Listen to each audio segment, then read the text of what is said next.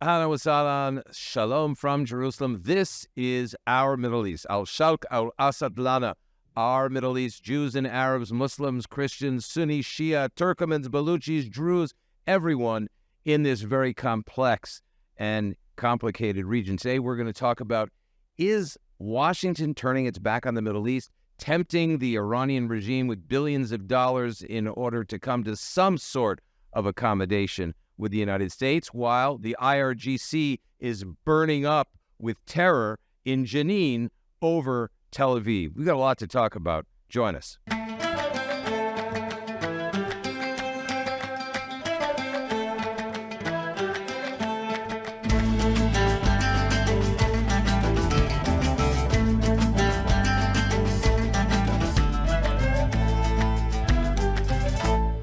Very honored to have a dear friend and colleague, probably the best-known professional Jewish expert in the world, Malcolm Hoenlein. You started out with us in Our Middle East many months ago, and we first started the program, and here you are back in Israel for all kinds of reasons, public and private. Malcolm, the Iranian regime issue is burning. I mean, the Prime Minister Netanyahu spoke at the 4th of July event at the American Embassy, and immediately turns to the fact that Jenin has been infiltrated by the IRGC essentially, and is working with the Palestinian Islamic Jihad and the Hamas, both of which are proxies of the Iranian regime. This is a dangerous moment. The real question that we talked about in the open here: where is the United States? So first of all, it's good to be with you again, and this wonderful podcast of yours that reaches so many people and is so vital in giving information from a different perspective than most people get, and to get the insights that are so valuable in this complex time when the issues you raise can't be easily addressed because each one has ramifications so far beyond, let's say, Jenin, an isolated area, not of great significance globally, yet it's headlines every day. But it's, as you pointed out, this is a war against Iran. When Israel goes in to fight terrorism there, it's not to take territory, it's not to gain anything, it's to fight Iran-backed terrorism. And when you're fighting Iran-backed terrorism, you're talking about Iraq, you're talking about Syria, you're talking about Lebanon, you're talking about Gaza, you're talking about the Houthis in Yemen, this attempt to encircle Israel. So for Israel, these are existential issues, and the world treats it as if it's some sort of a minor threat to Israel's existence, warning them that they, about violations. And instead of saying that Israel's obligation is to address these issues, its first responsibility to its citizens, that you can't have 4, 5, 6 people killed every month coming out of the terror operations, which are being exposed now in Jenin as we talk. So I think, we have to look at the issue of Iran in its global perspective. The advances Iran made with the deal with Saudi Arabia, which I'm sure we'll talk about, China, etc. But part of what drives these developments is a perception that America has withdrawn from the region or is less committed to the region. Yet CENTCOM has done an amazing job. The joint exercises, Juniper Copra, Juniper Oak, all these things are really historic and remarkable when Israel and the United States and 10 other countries, or just Israel and the United States with 6,000 Marines and Israeli troops together. An aircraft carrier comes here, a B-52 bomber, and flying together, doing joint exercise with Israel. That does not make headlines, but it underscores that what we're talking about are common interests. This is not America intervening on behalf of Israel. This is America protecting its vital interests, one of which is Israel, and Israel's vital interest, one of which is American security, America's role in the region. So every layer has multiple layers within it and multiple issues. I think that when an aircraft carrier gets withdrawn from the region for repair, the perception is America's commitment is diminished. Unfortunately, I think there have been mistakes by America in the messages that it sent. When the UAE, 2 ships of the UAE got attacked by Iran with drones and missiles, the United States did not respond. They did later with a subsequent attack. But UAE's reaction is, why are we in a naval coalition with the United States if they're not there for us? And they pulled out. And yet they are participating in an Iranian-led coalition in the northern Persian Gulf. They think they can rely on Iran. They know full well the threat Iran poses to them and their existence. And yet you have countries, including India, joining in that naval coalition. In the Middle East, people do things based on perception, not necessarily on reality. And, I guess it's true of human nature, but it's particularly true here because there are different senses of cognitive dissonance and other things, which are culturally rooted. And so they look at this and they see United States interested in South China, diverting resources, the Ukraine, depleting the stockpiles here in Israel and elsewhere to provide to the Ukrainians, which is fine, but it's the messages that all of this, and if you don't replenish it, if you don't maintain the visual aspects of commitment, and then the negotiations with Iran, they further say, you see that the United States hasn't learned the lessons of the JCPOA. They see Iran enriching, they violate every agreement, and yet we continue to try to work out a deal, a lesser deal, a smaller deal. They don't call it a deal. They don't want anything that's called an agreement because they don't want Congress involved. So, if you're sitting in an Arab leader's seat, you have to look at it at how they perceive it. I don't believe that the President Biden or Mr. Sullivan or even State are not interested in the Middle East. They all know it's important, the oil, the increased involvement of Russia, China, et cetera. But we're sending the wrong signals too often to the region. And there has to be a re-engagement, political re-engagement, invitations. I think it's simply inexcusable that Prime Minister Netanyahu has not been invited to Washington. This is not something you use as a political toy. This is a very dangerous development. I just want to jump in here, and we've said this on a former podcast. This is a very important point you're making here. We see this as a very, very dangerous development from a perceptual point of view, especially because the Middle East, as you said very well, works on perception that America's strongest ally, most loyal friend, has not been invited to the White House because the perception that it sent, the sense that it sends to Iran, the Iranian regime, and to Middle Eastern, Arab Middle Eastern states is that America has basically abandoned this Israeli government, and then that all hell breaks loose when that perception is out there. It encourages Iran to be far more confident in enriching uranium. Well beyond 60% is where they are right now. It makes them very aggressive in the Arab Gulf. At the release of funds of $20 million. $20 billion of funds that will go potentially $20 billion, but up to already $20 billion. 2.7 that went from Iraq to them. And we know that cash is just the fuel of terrorism. The money's not going to help the Iranian people. Their economy is in ruins. 40% of the economy controlled by the supreme leader and the IRGC. So you're absolutely right. The release of any funds we know goes to support their terrorist activities. A country that's selling everyday ammunition to Russia to fight in Ukraine, drones to the Russians, increasing their reliance and the relationship with them. I mean, everything that goes against America's national interests. And to say we're going to accept 60% enrichment when the JCPOA said 3.5%, way beyond the amounts that they're supposed to have. I mean, they're violating every principle, let alone their support in undermining virtually every American ally in the region, challenging Azerbaijan, challenging any other country, including Saudi Arabia. And despite some of the developments, which we can talk about, the fundamentals remain the same. Their aggressive behavior, their support for terrorism, their alliance with the enemies of the United States. And we cannot send mixed signals because then they say, if America can deal with them, then we have to. So they renew diplomatic relations. They say we're not going to be left out in the cold. Without mentioning any names, Malcolm, you and I heard a former very senior official of the Iranian government say that the Obama administration and the Biden administration are completely misreading the reality on the ground across Iran.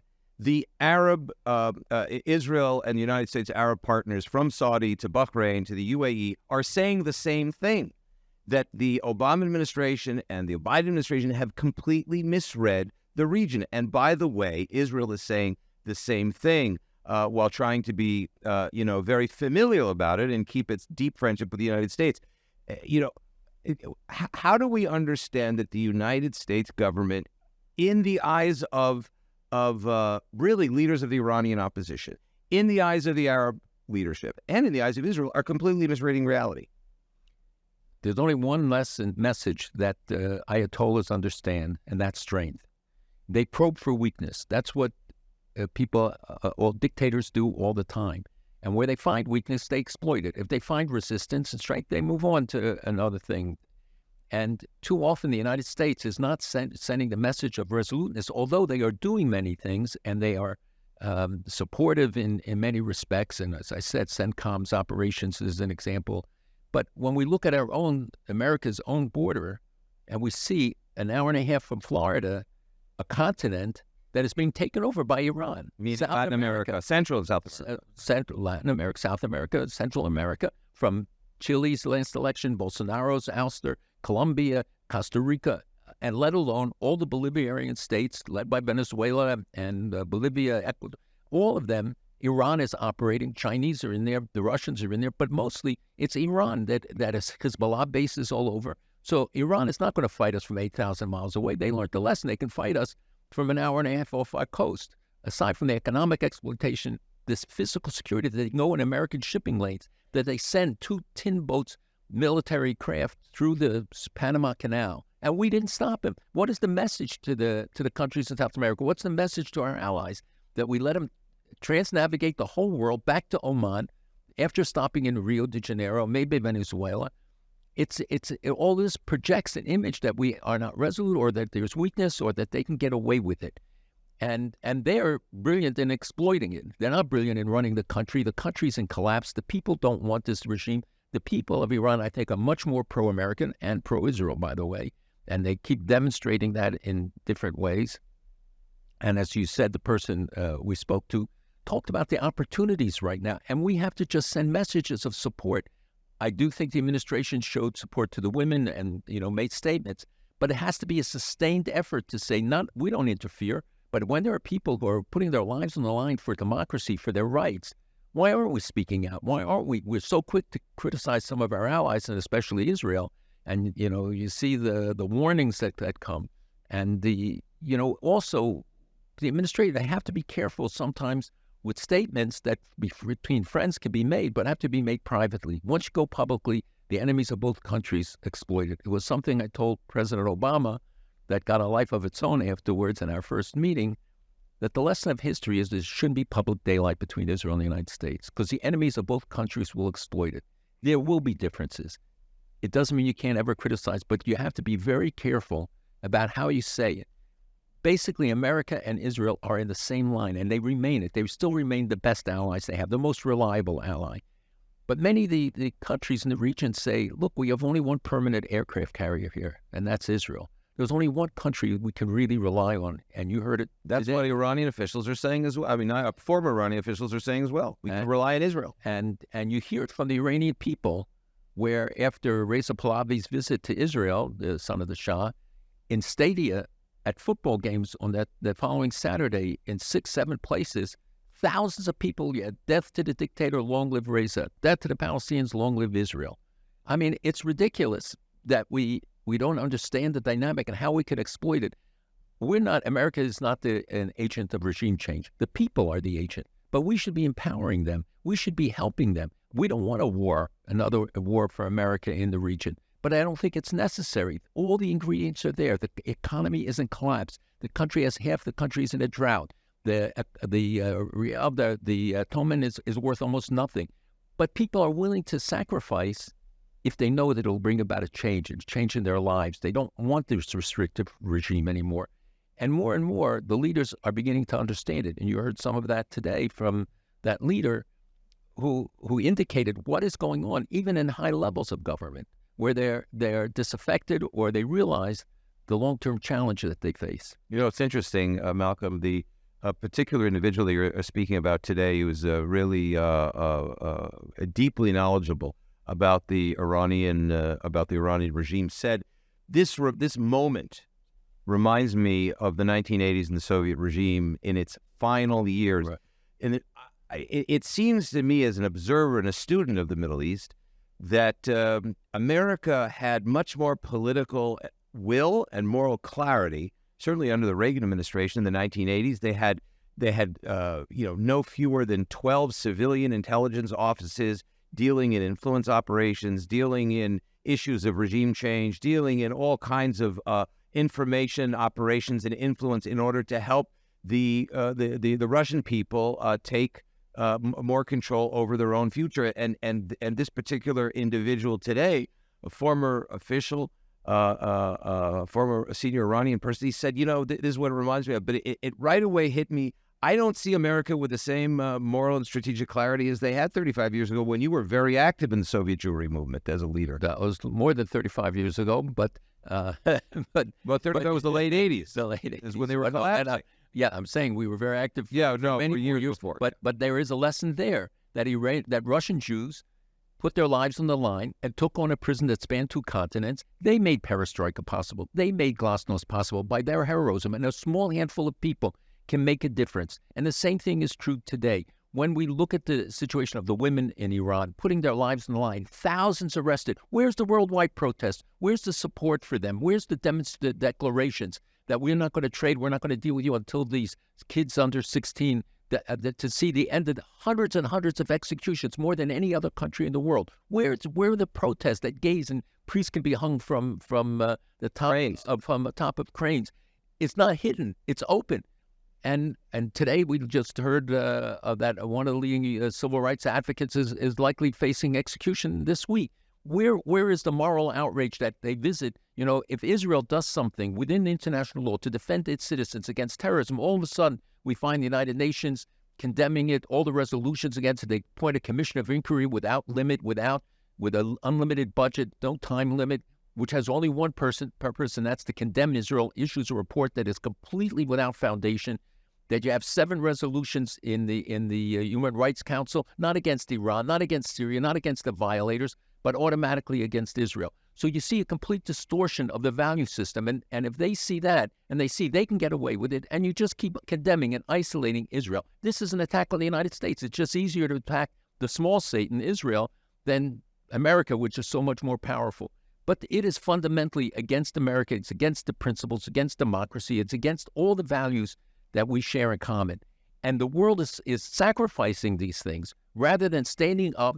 And the people of Iran are so heroic, and they're doing heroic things if they would only get the resonance outside. And then the message goes to the Saudis, you know what, we're not going to be isolated. So they say, we'll make deals with China, we'll make deals because multilateralism, multinationalism. But who do they want a security agreement with? With China? With Russia? No, they want it with the United States. So all this is to pressure the United States to make a deal. And then they say, we'll talk to Israel. And the same thing, the UAE, they're sending messages. Do any of them think that any of these other things, that they can trust Iran, that the Sunni-Shiite divide is disappearing, that Iran's designs on Mecca and Medina and against the government of Saudi Arabia or against UAE have diminished in any way? No. But they're saying we're going to hedge our bets, we're going to send messages, and they think that perhaps that will stimulate a different response. Yeah, I think you made a very important point here. Hedging your bet is the headline here. This is what our friends in the Gulf, and you've been there and I've been there, that's what they say to us privately. We're hedging our bet. We want to reduce the flames. Now, in Washington, if you talk to administration officials, they'll basically say that the Saudis want to see an Israeli-Palestinian reconciliation. They're saying that's what this Saudi-Iranian deal was about, is that they, first of all, they want to engage Israel, the normalization, only after a Palestinian-Israeli deal. Well, they're not saying that. They're saying we want security guarantees from the United States government. And in fact, Saudi officials said publicly recently, I don't know who's listening, that the more that Mohammed bin Salman and in the kingdom receives ironclad commitments for its own defense from the United States, the less they're interested in resolving in the final resolution of the Palestinian issue. They said it very clearly.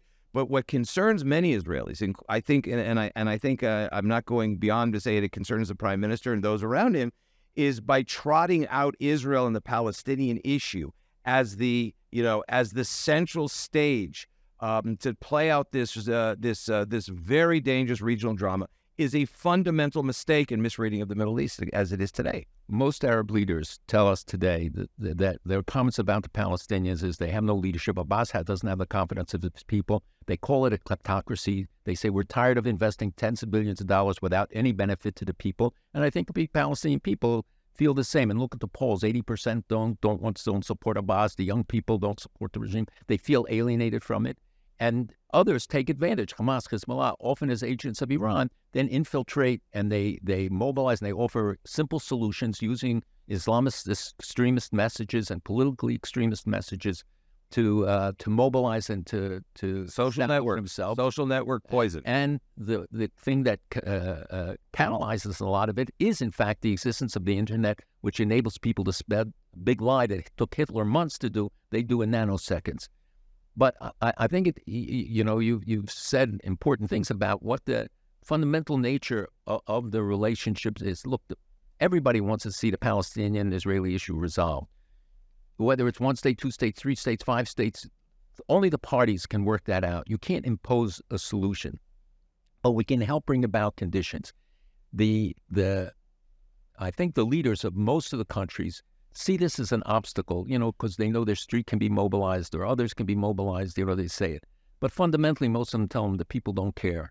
They want their issues resolved, their economic interests, and don't want to see us pouring more money into the bottomless pit of Gaza or the PA.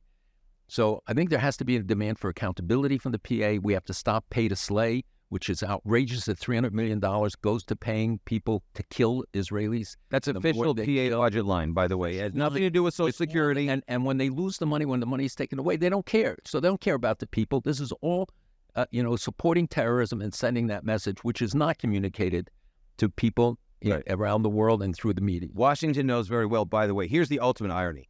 As we speak in this podcast, the IDF is working in the Jenin refugee camp against IRGC, Islamic Revolutionary Guard Corps, being sent at the direct behest of the Supreme Leader Ali Khamenei, and those who are killed in firefights with the IDF will receive lifetime pensions from the very PA that they're trying to overthrow at the behest of Iran's Supreme Leader. If they go to jail, they get a salary 3 times what a Palestinian policeman gets. So what's the message that they send? You extol, you martyrize the people who engage in terrorist activities, killers. I mean, can you imagine if in the United States, when we have these mass killings, that those people would be honored and their families being given pensions and they would have streets named for them and schools named for them? Nobody would tolerate it for a minute. And yet here we see that that no matter what the cost is to the people, that they cut off funds that equivalent to the amount that is spent on this, they continue to do it. So it tells you what are the priorities of the PA leadership, at least. And I think the Palestinian people want to have a decent life. I mean, people basically don't want to stay in this stateless condition. But just let's remember, there were no universities when Israel came into the West Bank in 1967. It was occupied by Jordan for 20 years. Nobody made Jerusalem the capital. Nobody ever visited there. All of a sudden, it was when the Jews had control and made it open to everybody that all of a sudden they had these great desires. There were no universities there. They were all established under the, quote, occupation. I'm not saying it's an ideal situation. I'm saying to you that people don't know the history, don't know the context, and come up with simplistic solutions thinking that you can just address it. Let's look at the streets of France, look at the streets in many other places, and then tell us what is the core and where is the violence coming from. We see it in the anti-Semitism in America, the extremists, including from Muslim sources, that Qatar can spend tens of billions of dollars in the United States in anti-Israel and anti-Semitic activities, that you have so many other parties that are engaged in these activities. It's all, and the world has shrunk. It's all internationalized today. There are no borders. The internet has erased everything.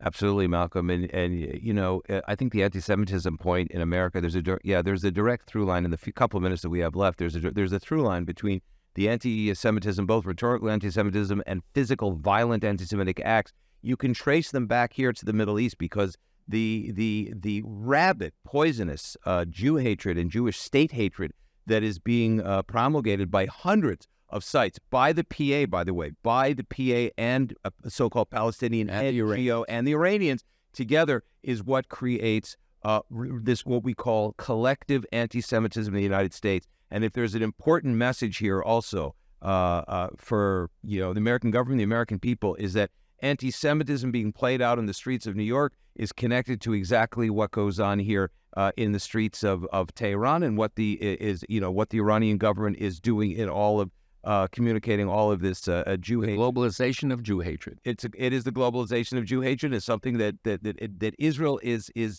center on the target list for this Jew hatred. So one really has to connect, as Jonathan Greenblatt has done, and the ADL is doing. They're connecting now Jew hatred and Jewish state hatred. It is one and the same, and it's being driven by the Islamic Republic of Iran. And if any of your listeners, viewers, start saying, well, freedom of speech, nobody's restricting freedom of speech. Nobody says you can't criticize a policy of the government of Israel. This is denying Israel's right to exist. It's denying Jews the right to have a national expression like every other people. It's holding Israel not to a higher standard, but to a double standard, an impossible standard. So the World Health Organization condemns one organization, the one that set up a field hospital in the Ukraine, in Kenya, went to Syria, risking their lives every day. Not the countries that were destroying, like Syria and Iran and Iraq, destroying hospitals, destroying medical care. The only one they condemned. So it's not because that Israel does something wrong. It's because Israel does something right. It's because what Israel represents and stands for, which is exactly what America stands for. So they are a joint target, and it's very much interrelated. They hate America. They hate Israel because of America. They don't hate America because of Israel. It's because Israel is seen as an ally and a supporter and sharing the values of the United States. There you go. That statement, as we'll put the exclamation point on this podcast, is the wake-up call for the West. Malcolm Hoenlein, the former executive vice chairman, and the current vice chairman. I can't get all your initials on a towel. Right. Of the Conference of Presidents of Major American Jewish Organizations, and really one of the best known leaders in our generation of the Jewish people. Thank you very much for joining us on Our Middle East. We hope to have you back again very soon. Always my pleasure to be with you. Thank you. Stimulate us.